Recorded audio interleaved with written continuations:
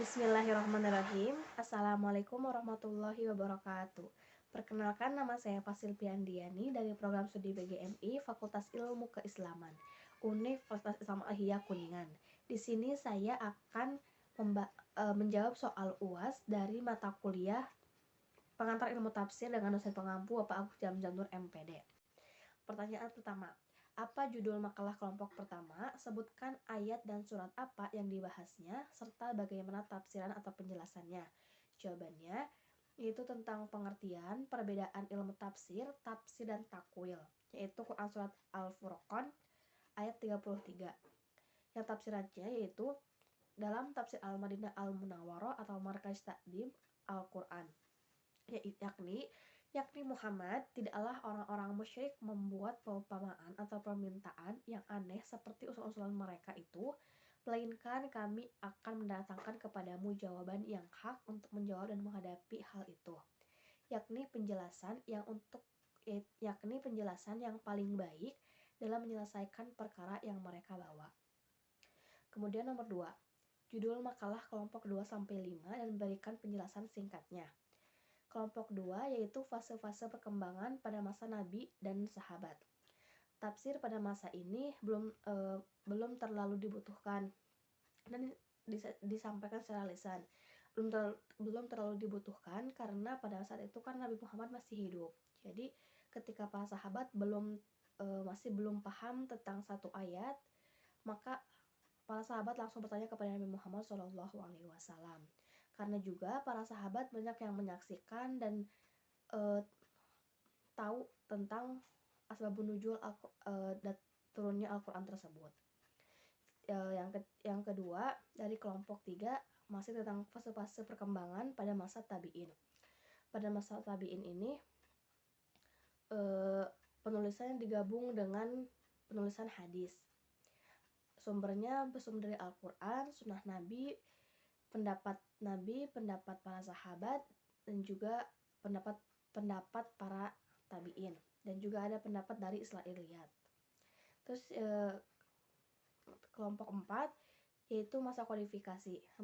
Pada masa kodifikasi ini yaitu setelah masa tabi'in dan sampai sekarang. Pada masa kodifikasi ini banyak para ilmuwan Islam yang menafsirkan Al-Quran karena terbatasnya sumber. Maksudnya kan orang-orang yang tahu tentang tafsirnya sudah pada meninggal, jadi ditafsirkan melalui tulisan gitu, dengan bersumber dari Al-Quran, sunnah Nabi, dari perkataan sahabat, tabi'in, dan juga dari pendapat Israiliyat. Terus yang kelima, dari kelompok 5 yaitu jenis-jenis tafsir, yaitu tafsir bi al-matsur. Tafsir bi al-matsur yaitu tafsir yang dilakukan dengan jalan riwayat, yakni tafsir Al-Quran dengan Al-Quran, dengan hadis, Al-Quran dengan pendapat sahabat atau tabi'in. Terus pertanyaan yang ketiga, apa yang Anda pahami dari diskusi kelompok 6? Judulnya apa dan kemukakan pemahaman yang Anda dapat. Sertakan seperti apa masukan dari kelompok lain atau dari dosen. Judulnya yaitu metode-metode tafsir tahlili dan tafsir ijmali.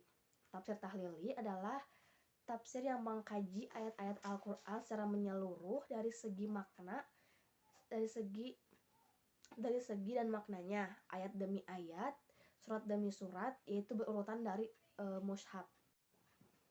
Tafsir tahlili juga digunakan setelah masa kodifikasi karena ini dijelaskan secara berurutan dan secara rinci. Sedangkan tafsir tahlil ijmali yaitu penafsiran Al-Quran secara global atau secara umum. Jadi uraian singkat saja, bukan secara menyeluruh gitu. Ini metode tafsir ijmali ini digunakan pada masa Nabi Muhammad SAW karena secara global saja, karena kan para sahabat juga sudah pada tahu gitu mengenai tafsir. Jika belum paham langsung bertanya kepada Nabi Muhammad. Jadi pada masa itu tidak terlalu dibutuhkan tafsir itu.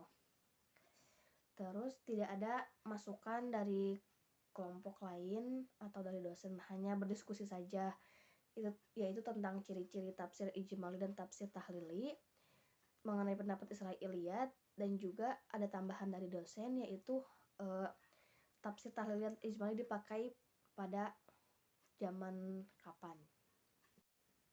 Nomor 4, saya dari kelompok 6 dengan judul makalah metode-metode tafsir ijmali dan tafsir tahlili. Tafsir tahlili adalah tafsir yang menafsirkan Al-Quran secara menyeluruh, dari mulai ayat per ayat sampai surat ke surat. Jadi berurutan dari mushaf. Terus tafsir tahlili ini juga digunakan setelah masa Nabi, sahabat, tabi'in. Jadi setelah masa kodifikasi, karena ini dijelaskan secara menyeluruh, secara rinci.